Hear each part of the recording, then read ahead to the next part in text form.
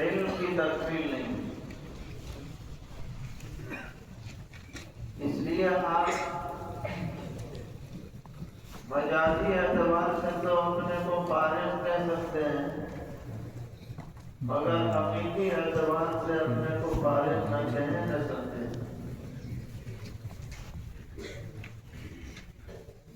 بلکہ تحصیل علم میں برابر لگے رہے. جو آدمی اپنے کو مکمل سمجھ لے گا وہ ہمیشہ ناقص رہے گا، اور جو ناقص سمجھتا رہے گا وہ تکمیل کے درجات پر آگے بڑھتا چلا جائے. کسی بھی علم کی بقا کے لیے اس میں اشتغال ضروری ہے.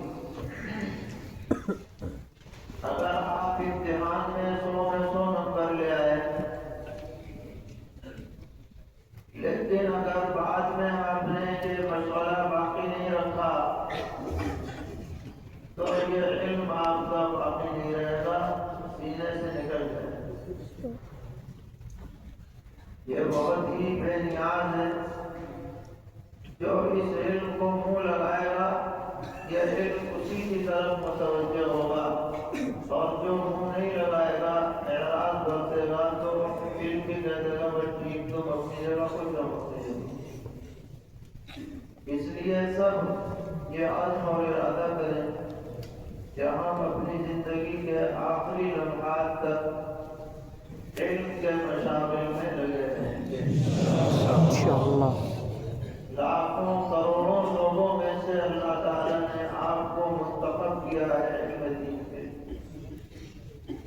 آپ اتنی بڑی تعداد میں یہاں تو نظر آ رہے ہیں، لیکن جب آپ اپنے اپنے علاقوں میں پہنچیں گے تو آپ آٹے میں نمک کے برابر بھی نہیں. جو علم والے لوگ ہیں مسلم معاشرے کے اندر ان کی تعداد بہت معمولی ہے. کہیں جمع ہو جاتے ہیں تو دیکھنے میں زیادہ نظر آتے ہیں، مگر جب تناسب دیکھا جائے تو بہت کم ہے.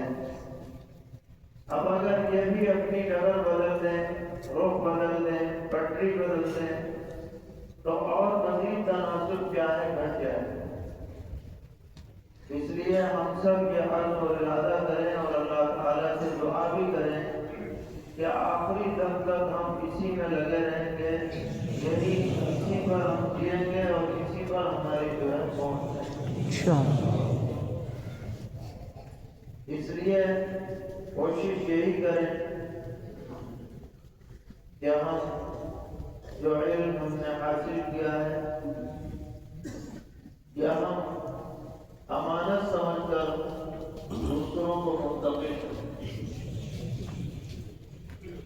اور اپنے علم پر عمل کی کوشش کریں. اگر ہم اپنے علم پر خود عمل نہیں کریں گے تو ہم دوسروں کو صحیح طرح دعوت بھی نہیں دے سکتے.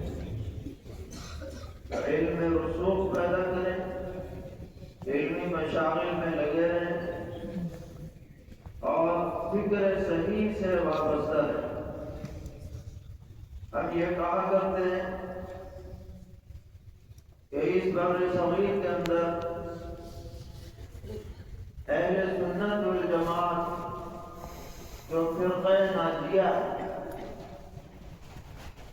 جس کے بارے میں پیغمبر علیہ السلام نے فرمایا کہ ما انا علیہ و اصحابی، کہ وہ فرقہ جنت میں جائے گا جو میرے راستے پر اور صحابہ کرام رضی اللہ عنہم کے راستے پر کیا ہے قائم رہے گا. تو اس صفت کے مصداق ہمارے اکابر علماء دیوبند ہیں کس خطے کے اندر جو بر صغیر کا خطہ ہے کہ انہوں نے افراط اور تفریط سے بچتے ہوئے ایک معتدل اور صحیح دین عقیدے اور عمل کے اعتبار سے امت کے سامنے پیش کیا ہے.